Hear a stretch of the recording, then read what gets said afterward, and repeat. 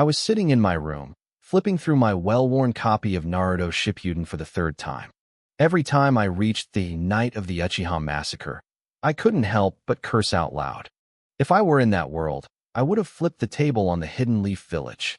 They had 3 Mangekyou Sharingan users, and they still wanted to play by the rules. What a joke. Was Uchiha Itachi an idiot? The leaders of the Leaf weren't untouchable gods. If I were there, I would have. Before I could finish my thought, a heavy wave of exhaustion hit me. A strange, powerful suction pulled from the pages of the manga. In the next heartbeat, I was gone. My room was empty, the door still swinging on its hinges, and the book had vanished into thin air. I opened my eyes to a chaotic shouting match. Clan leader, it's time to act. Our Uchiha clan has been loyal to the Leaf, but look at how they treat us. They kicked us out of the village center and forced us into this dump. They want to marginalize us. Exactly. We've shed blood and sacrificed our lives. We don't deserve this. What are you all screaming about? Another voice countered. Can't you see clan leader Fugaku is thinking? So what if we live a bit further away? You want to start a rebellion over that? If the Leaf marginalizes us, why would they let us keep the police force? You're going to get us all killed. The man in the main seat, Uchiha Fugaku, kept his eyes closed and stayed silent. He didn't move to stop the arguing as it grew louder. I was completely dazed. Uchiha? Rebellion? My head was spinning. I looked down at my hands and saw I was wearing tactical shinobi gloves. Suddenly, a massive flood of memories surged into my brain. My name was Uchiha Jean. I was the son of Uchiha Fugaku, the younger brother of Itachi and the older brother of Sasuke. Growing up in the clan leader's house, I received the best education, but I was invisible. Itachi took all the glory. People only saw me as the clan leader's son or Itachi's brother. They never even called me by my name. Living in the shadows of my father and brother, I had become a recluse, a total nobody. I realized then that I had transmigrated. The year was leaf year 55. It was exactly 10 days before the night of the massacre. I, Uchiha Jean, knew exactly what was coming. But how could I change anything? I was just a genin. How could I command these people? How could I make my father, the leader of the entire clan, listen to me? In Fugaku's eyes, I didn't even come close to Itachi. Even Sasuke had more talent than me. I was 12 years old and hadn't even awakened my Sharingan. It was embarrassing. Ding. A voice rang in my head. Congratulations, host, for awakening the invincible powerhouse system. Detecting low ability levels. Drawing SS rank character card. As the invincible system, the first card cannot be low grade. Beginning draw. Time froze. Everyone around me stopped mid-shout. A giant roulette wheel appeared in front of me. My heart raced. Asterisk, oh man, a system. You're here to help me, right? You hate this plot as much as I do. Asterisk. Please spin the wheel, host. The newbie reward will disappear in 10 seconds. I didn't waste a moment. I grabbed the wheel and gave it a violent spin. Names blurred past my eyes until the pointer landed on 4 words, Uchiha Madara. I froze. Madara? Congratulations. You have drawn the Uchiha Madara Leaf Founding Era template. Merging now. Please remain conscious, or you will be erased. A massive explosion of energy slammed into my body. Deep blue chakra flooded me like a tidal wave. I felt like a tiny boat in the middle of a hurricane. My body felt like it was going to burst from the sheer pressure. How much longer? I roared in agony. 5, 4, 3, 2, 1. The energy vanished. I gasped for air, looking at my arms. My veins were bulging. I clenched my fist, and the air literally cracked with a popping sound. I felt like I could crush a boulder with my bare hands. Ding! You have obtained Uchiha Madara's full strength. Now merging all combat techniques. Another wave of pain hit, this time in my head. It felt like someone was prying my skull open and stuffing a mountain of information inside. My intracranial pressure skyrocketed. 5, 4, 3, 2, 1. The pain subsided, leaving only a dull throb. I rubbed my temples, feeling exhausted.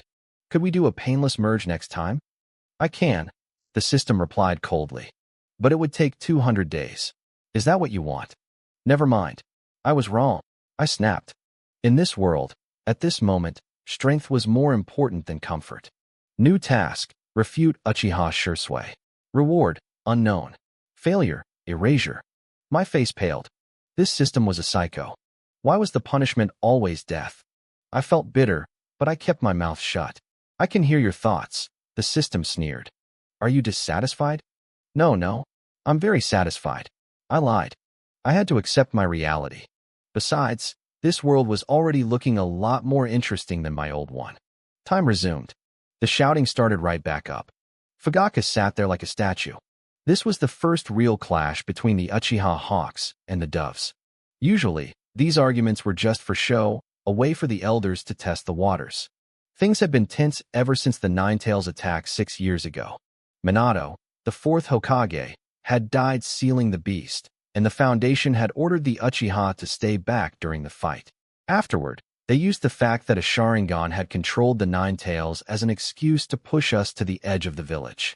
I looked at my brother, Itachi, and then at the elders. It was time to stop being a ghost. It was time to speak up. The elders sat in a tight circle, their faces grim under the flickering candlelight. After the fourth Hokage died, the village leadership had held a secret meeting to decide the future. They reappointed Sarutobi Hiruzen, the man once called the strongest Hokage, to lead again. But that wasn't the part that mattered to us. The high-ups had discussed the Nine-Tails attack, and the consensus was poisonous.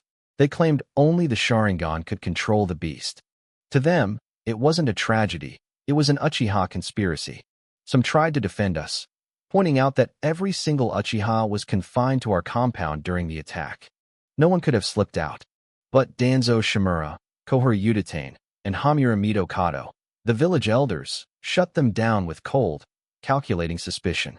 Under their pressure, the defenders went silent. Sarutobi issued the order. The Uchiha clan was to be relocated to the very edge of the village, far from the center of power. It didn't stop there. He assigned the Umbu to monitor us 24/7. Their orders were chilling. If any Uchiha made contact with the Nine-Tails Jinchuriki, a boy named Uzumaki Naruto, they were to be executed on the spot. Every other clan in the village was told about this, forcing them to cut ties with us to prove their loyalty. We were isolated, and we didn't even know the full extent of it. We only knew about the forced move. My mind snapped back to the present meeting. Honestly, I agreed with the Hawks. I couldn't understand how we had 3 pairs of Mangekyo Sharingan in this room, and yet my father refused to fight. Was he scared? No, a coward couldn't awaken those eyes. I watched Uchiha Fugaku. He sat there with his eyes closed, pretending to doze. Suddenly, a ninja stood up. The room went silent. Clan leader, Shursui has something to say, the man announced. Uchiha Shursui dropped to one knee, showing the highest respect to Fugaku. My father opened his eyes, a small smile playing on his lips. He could feel Shursui's chakra. It was massive, easily on par with his own. He knew Shursui had awakened the Mangekyo too. Fugaku probably thought that if Shursui supported the Hawks, my brother Itachi would follow. With 3 Mangekyo users, the village would be ours. But Shursui's next words made my father's face fall. Lord Patriarch, Shursui began, his voice calm and principled. The second Hokage relied on our ancestor, Kagami Uchiha, because he wanted us to integrate. Giving us the police force was a sign of trust. The Nine-Tails being controlled by a Sharingan is a fact. It's natural for the village to be wary. Armed struggle is unwise. Even if we win, we'd be weak, and the other 4 nations would invade. We would be destroyed anyway. The doves in the room started nodding, smiling like they'd already won the argument. Shursui is right, an elder named Uchiha Zongi added. He was the leader of the doves, a man I remembered well from my new memories. The Hawks were silent.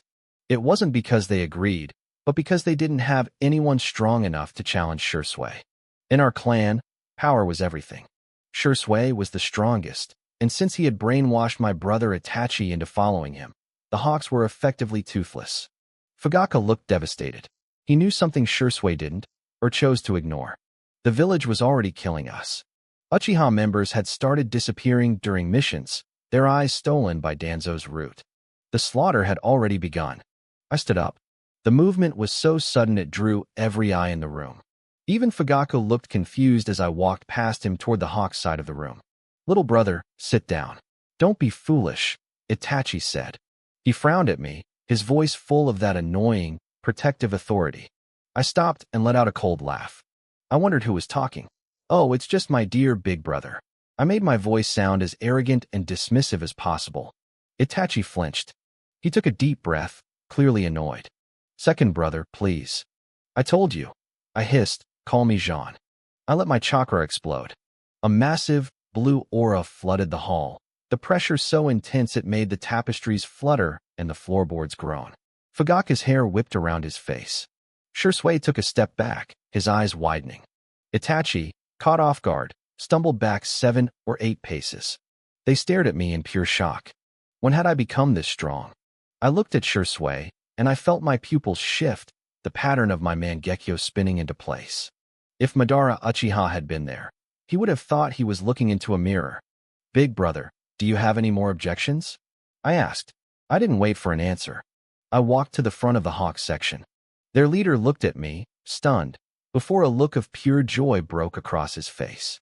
He scrambled out of the way, giving me the head seat and standing behind me like a loyal bodyguard. I sat down and looked at Itachi and Shursui with total contempt. Everything they had just said was garbage. Before I could even speak, the Hawks behind me started shouting, "Bullshit. It's all bullshit." I suppressed a smirk and cleared my throat. Uchiha Shursui, how much do you actually know about the Warring States period? Do you get your history from the village textbooks? Don't you know that history is written by the winners? Shursui looked like he wanted to interrupt, but I kept going. You actually think Sarutobi and Danzo will let us integrate? Let's be real. Sarutobi Hiruzen is a fraud. He talks about will of fire and benevolence, while he hides behind a mountain of debt and broken promises. Sure, he was okay in the Second War. But what did he do after winning? He paid reparations to the Sand Village. We won, and he gave them money. Does he have manure where his brain should be? I slammed my hand on the table. Shursui froze, his mind racing to find a counter-argument. Itachi snapped. Jean, you will not disrespect the Hokage. My brother, completely brainwashed by the village's propaganda, looked at me with desperation. 100 pairs of red eyes turned to glare at him. I told you, I said, my voice dropping to a dangerous whisper. Call me Jean. I grabbed the heavy wooden table in front of me and hurled it straight at my brother's head. Uchiha Itachi's eyes shrank. He drew his blade in a blur of steel, slicing the heavy table in two before it could crush his skull. The two have slammed into the floor, but I noticed his hand was trembling. He was shocked by my raw strength. I didn't care. Shursui finally found his voice. Jean, I believe the reparations were handled that way to show the dignity of a great nation. The Sand Village is a barren wasteland with no stable economy. Lord Hokage was thinking of the bigger picture. He wanted to pacify them to ensure long-term peace. He kept his eyes locked on mine. He had felt the clash of our chakra earlier and realized I wasn't someone he could look down on. In this world, strength earns you the right to be heard, and Shursui was finally willing to debate. The bigger picture? I let out a sharp, mocking laugh. Sarutobi Hiruzen wouldn't know the bigger picture if it hit him in the face. He used the village's hard-earned money to coddle the sand? The man is delusional. Our people bled for that victory. We lost brothers and fathers. And then, as Hokage, he doesn't demand compensation. He gives it away? A 6-year-old child has more sense. At least a kid knows that if someone hits them, they hit back and demand an apology. My words were blunt, but they cut deep. I could see the confusion growing in Shursui's eyes. Once you force someone to look at the truth from a different angle, the lies start to crumble. Shursui, you're too naive, I said, my voice turning cold. You believe everything they tell you. Tell me, do you actually know how your grandfather, Uchiha Jing, died? Shursui froze. Uchiha Jing was his blood, the man who raised him. The village record said he died a hero's death in battle against a powerful enemy. But my tone told him a different story. My father, Uchiha Fugaku, furrowed his brow. Jean, what are you trying to say? He was trying to shut me down, mostly to protect me. I could see the pro-village elders turning red with rage. They couldn't stand hearing their great third Hokage being dragged through the dirt. I leaned back and pointed a finger at Fugaku. Old man, you're the biggest problem here. Keep your mouth shut. Once I'm done with Shursui, I'll deal with your mess. Fugaku's face twitched. My mess? You rebellious brat. Are you trying to start a coup? Your brother is standing right there. It's not your place to speak. If I knew what he was thinking, I would have laughed. I looked at Itachi and thought, brother, I'll be waiting for you at the Naka shrine. The winner becomes clan head. The loser is a traitor. I stood up and walked toward Shursui. Since merging with the strength of Uchiha Madara, I had grown taller, my presence becoming overwhelming. Shursui was actually breaking into a sweat. He felt a pressure coming from me that was heavier than the clan heads, heavier even than the Hokages. If he hadn't awakened his Manjikyu Sharingan, he probably would have dropped to his knees. Shursui, I whispered, leaning in. Your grandfather's eyes were stolen by Shimura Danzo. That mission back then, Danzo conspired with the Sand Village to set him up. Why do you think Danzo always covers his right eye? Think back. Was your grandfather's left eye destroyed while his right socket was empty? Shursui stumbled back, his face pale. No, that's impossible. It can't be. His entire worldview was shattering. He couldn't believe that Danzo, the man who claimed to be the root protecting the village from the shadows, was just a pathetic thief who murdered his own allies for their bloodline. Enough! Itachi roared, glaring at me. Do you have any idea what it means to slander the Hokage's assistant? This is a crime. I clicked my tongue in annoyance. I raised my hand toward Itachi, and a ghostly blue ribcage erupted from my body. Before he could react, the ethereal skeletal hand snatched him out of the air, pinning him tight. How many times do I have to tell you? I said, my voice dropping to a dangerous growl. Call me Jean. Are you deaf? And stop interrupting me. You're a political idiot. You don't know a damn thing. Itachi struggled, but he was caught off guard. He couldn't even weave a sign for a substitution jutsu. He just hung there in a fit of powerless rage. The rest of the Uchiha clan gasped. One of our top 3 strongest fighters had been swatted like a fly by a nobody. Except I wasn't a nobody anymore. They saw the Manjikyu. They saw the Susanoo. It was powerful, terrifying, and undeniably Uchiha. Jean, stop! Fugaka shouted, looking panicked. Itachi is your brother. Do you really want to kill him? I felt a wave of exhaustion hit me. I sighed and slowly dissipated the Susanoo, letting Itachi drop to the floor. As he scrambled up, he looked like he wanted to summon his own Susanoo, but Shursui shot him a sharp look, stopping him. I saw every little movement they made. You really are thick-headed, I muttered to Itachi.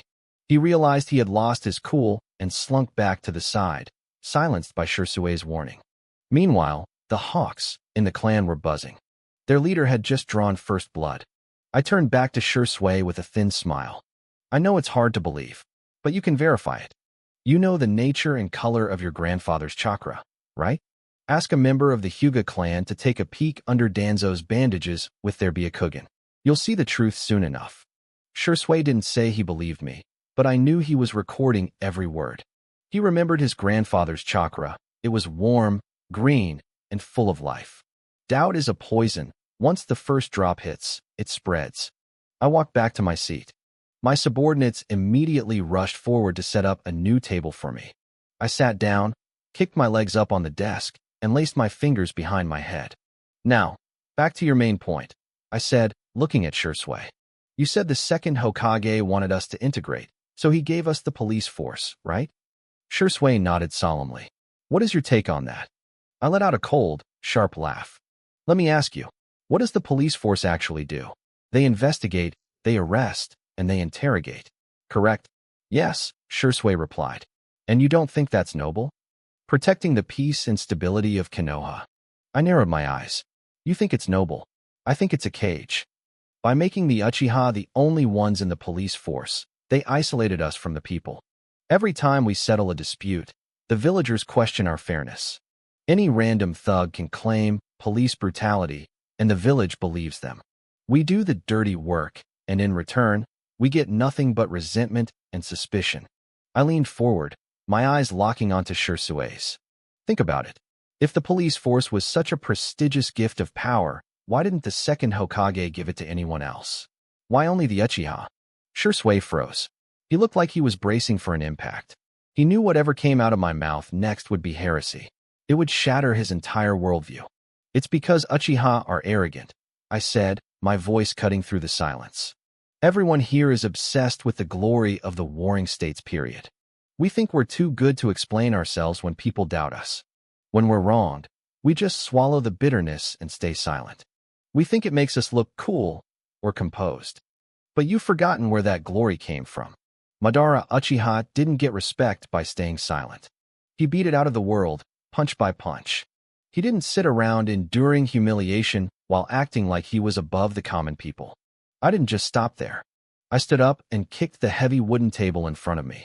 It flew across the room, hurtling straight toward Uchiha Zongi, the leader of the Dove faction.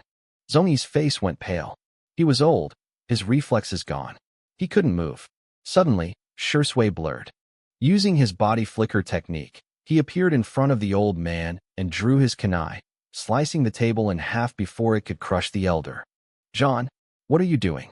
Shursui shouted, his brow furrowed. "We're having a debate. Why are you getting violent?" I let out a cold laugh. I looked at him and got annoyed. "You got a problem with that?" Zongi tumbled to the floor, shaking. His supporters rushed to help him up. Once he caught his breath, he looked at me with pure hatred and then turned to Uchiha Fugaku. "Clan leader, Uchiha Jean is attacking his own kin. He's violent and unstable. I moved to strip him of his right to attend this meeting." Zongi barked. Fugaku didn't even get a chance to open his mouth before the hawks exploded. "Shut your mouth, Zongi," one yelled. "So what if he hit you? I want to kill you myself." The clan feeds you, clothes you, and protects you, yet all you think about is the village. If you love them so much, why don't you gouge out your own eyes and go live with the village elders? Is Jean wrong? Did our glory come from backing down like cowards? No, it was won in blood. The Hawks were furious. They were united. They didn't care if I was being unreasonable. They were done taking hits. Zongi turned even paler. He looked at his own Dove faction, hoping for backup, but they just looked away, faces full of unease. He realized the Hawks were crazed, and his own people were losing their nerve. Fugaku hid a small smirk behind a serious expression. "Enough. Let's keep listening to Jean's analysis." I glanced at Fugaku. His eyes were practically glowing with pride. I turned back to Shursui. "Shursui, think. Didn't the second Hokage want to trap us in a cycle? A cycle that isolates us from the villagers? There's an old saying, if there's meat, everyone should eat. If there's money, everyone should earn. The police force is a big piece of meat. By making us the only ones eating it, don't you think others will get jealous? Don't you think they'll start to hate us?" Shursui was sweating now. The pressure was visible. He had always been told the second Hokage trusted the Uchiha. Now he was starting to see a petty, calculating man instead. Shursui started, his throat dry. He couldn't find the words. "This is all just your speculation," my younger brother, Itachi, interrupted coldly.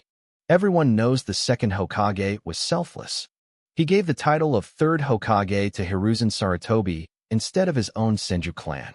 How do you explain that?" I sighed, rubbing my temples. "Are you thick, Itachi?" At that time, the next generation of Senju, Nawaki, and Tsunade were what, 7 or 8 years old?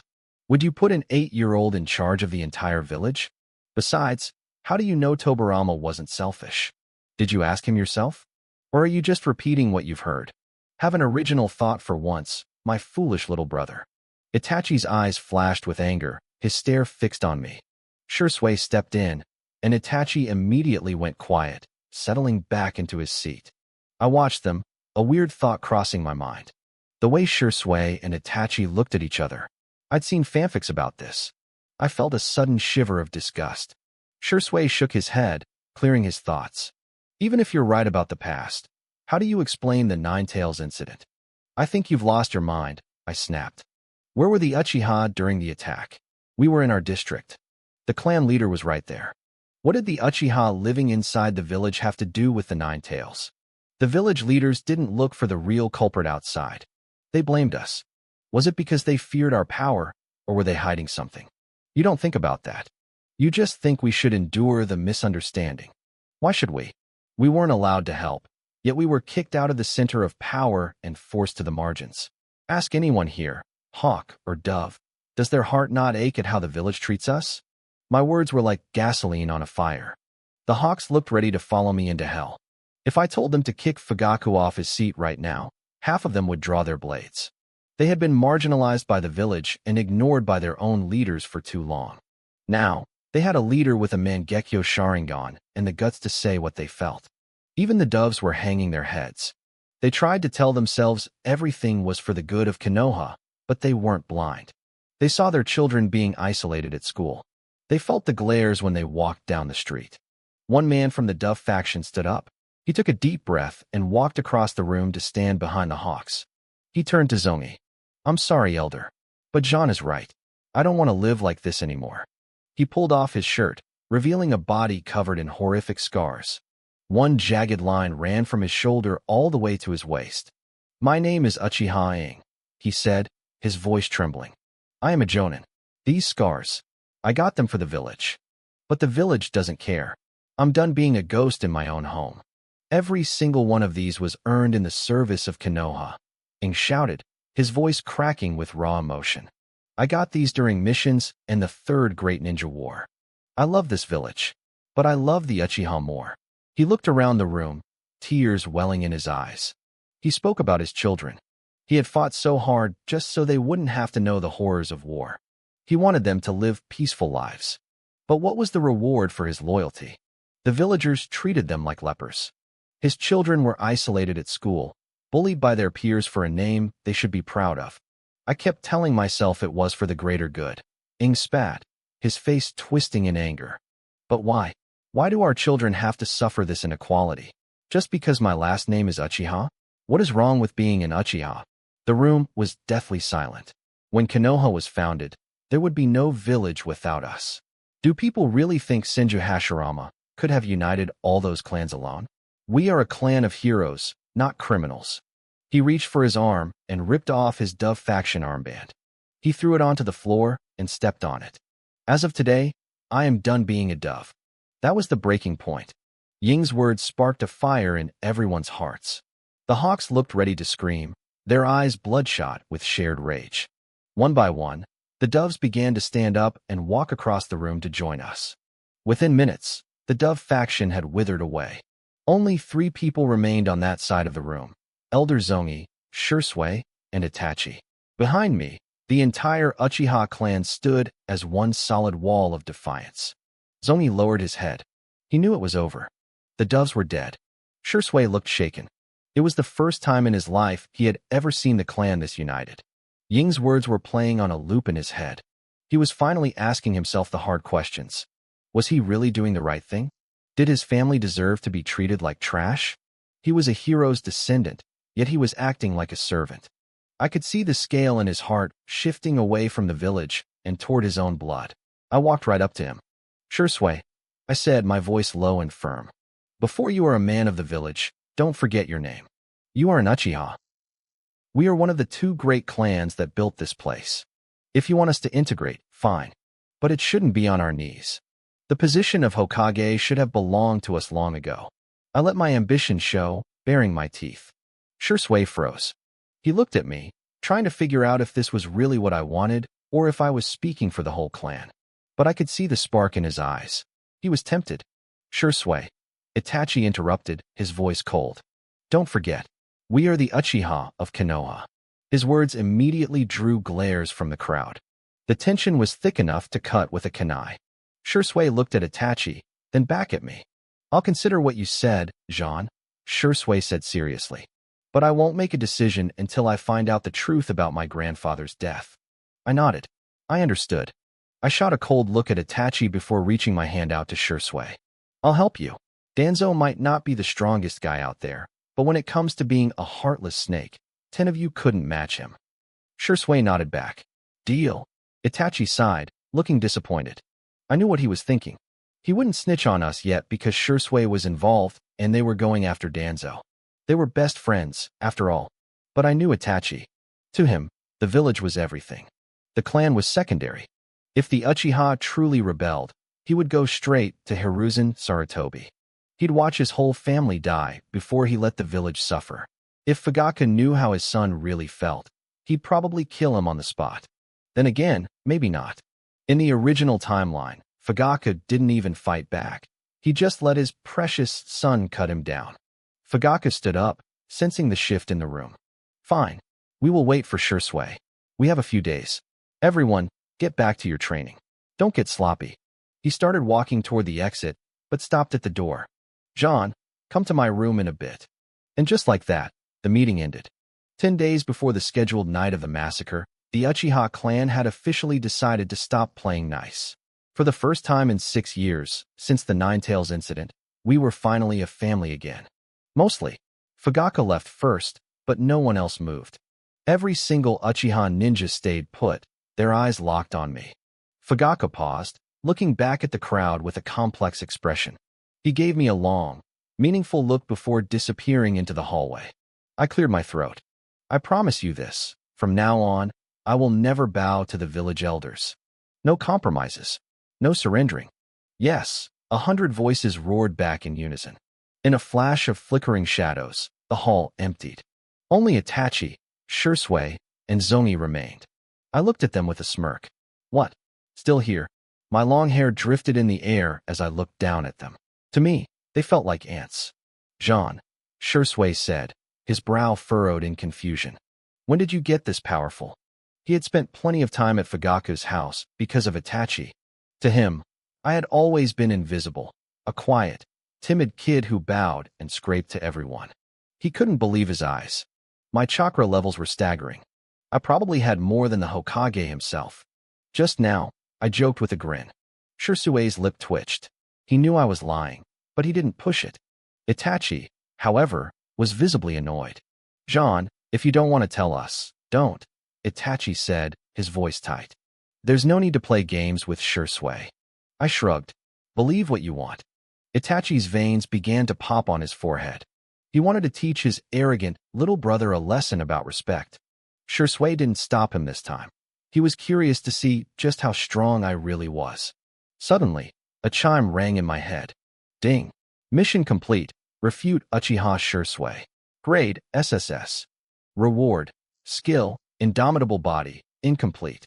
Each hit received reduces incoming damage by 10%. Cap, 100%. My eyes lit up.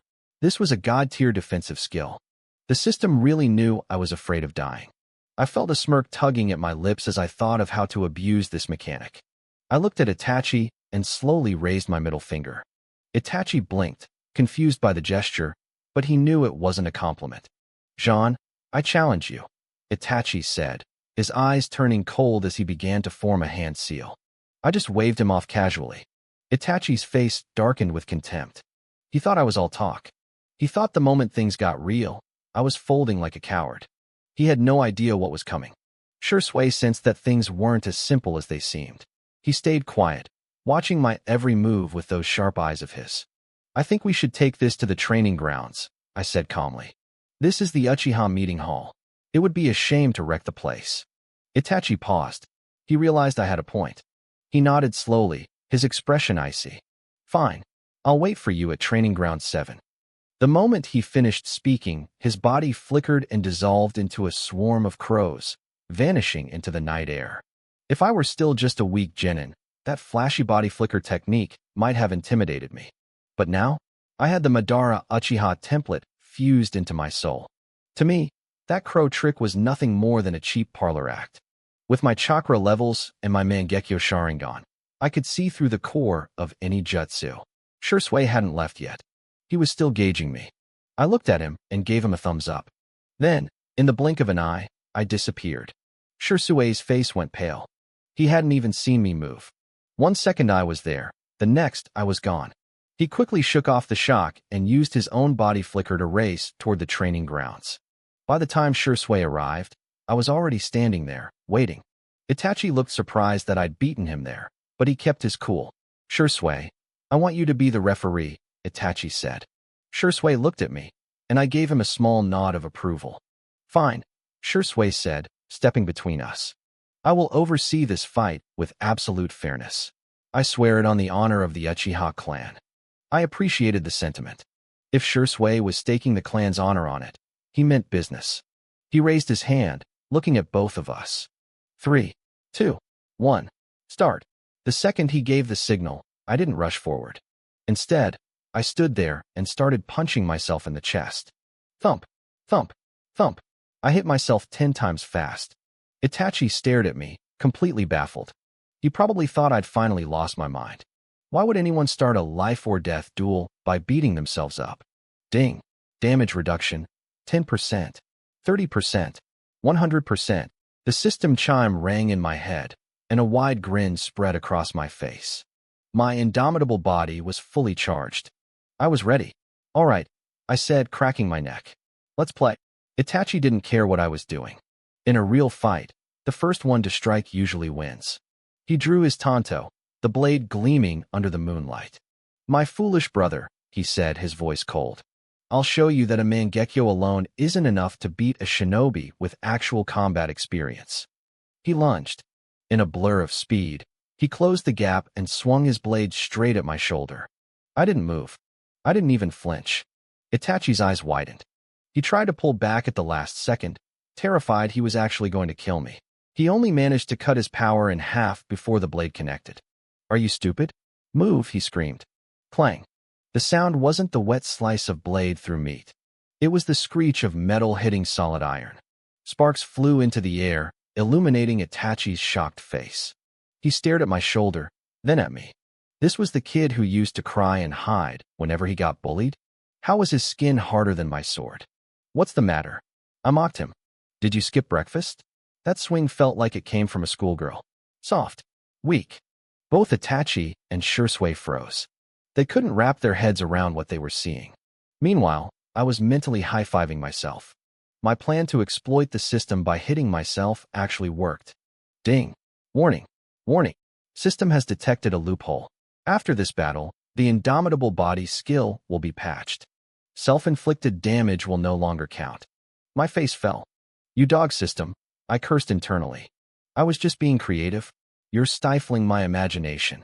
System will provide compensation for the patch. Reward, Uchiha War Fan.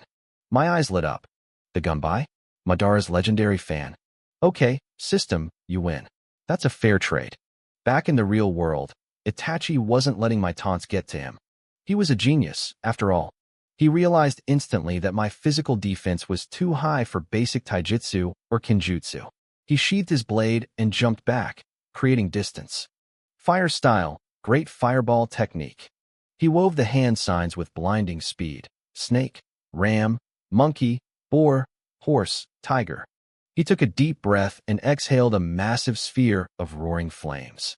The heat was intense, lighting up the entire area. Shursui looked worried. Itachi looked focused. I just smirked. The fireball tore through the air toward me, the wind pressure tossing my long hair back.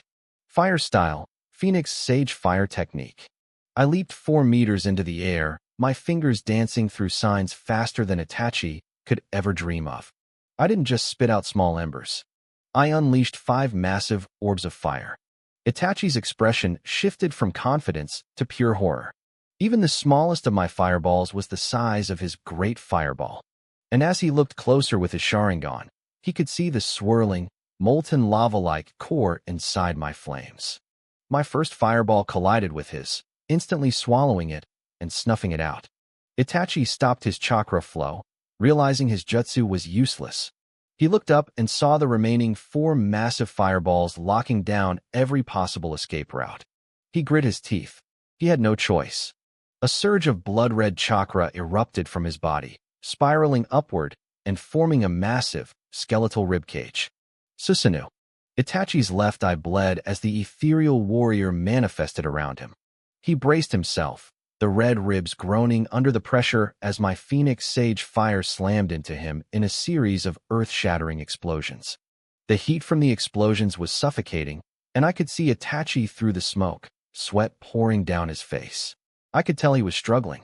A metallic tang of blood rose in his throat, but he gritted his teeth and swallowed it back, refusing to show weakness. As the dust finally settled, my brother's figure was revealed, encased in that ominous red ribcage. The aura coming off it was terrifying, a physical manifestation of his will. His eyes had shifted into the complex patterns of the Mangekyo Sharingan, and he glared at me with an intensity that could kill. Once he realized I wasn't going to follow up with another attack, he deactivated the Susanoo. His left eye snapped shut instantly. I saw his body tremble from the searing pain and the bone-deep exhaustion that comes with using those eyes. He tried to hide his discomfort, but I just shook my head. He was always so obsessed with his pride, even when it was killing him. Shui flickered into existence, stepping between us before things could escalate further. He looked at Itachi and said the words my brother clearly didn't want to hear. He told him the fight was over and that I had won. Itachi wanted to argue, to protest, but the memory of those miniature suns I had just thrown at him kept him silent. He just stared at me, his gaze full of confusion and conflicting emotions.